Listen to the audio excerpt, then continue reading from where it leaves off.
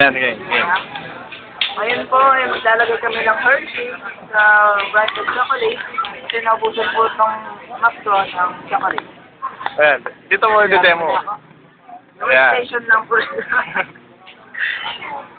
Dahan-dahan.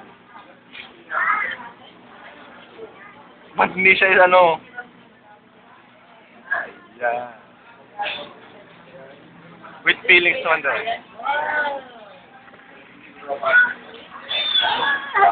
Yan po ang bagong Mac Float. Ang tagal mo. Wala, kadami na sa kanya. Next. Madaya. Next ko lang. Kaladiar nyo lang daw mga kaibigan. Wala na sa ating dyan. Hindi sa akin, no? Ito sa akin. Kinain mo na Ayan. Lagyan din natin ng M&M. Ganyan mo sa magkano. May M&M ka? Oo nga pala. Sige. Ayan, next po. Ayan.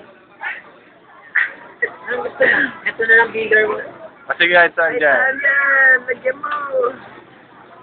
Ayan. Hindi maglagay. Ang tagal naman. Ubus na. Meron pa talaga.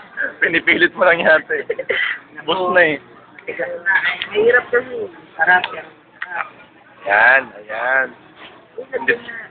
Dito po ngayon si... Sa'yo ako sabihin pangalan? I-YouTube to.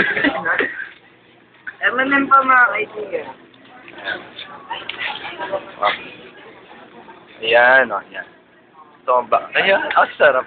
Ang sarap. Ang bagong pangalan po ng Mac Float with chocolate M&M. Busin mo na.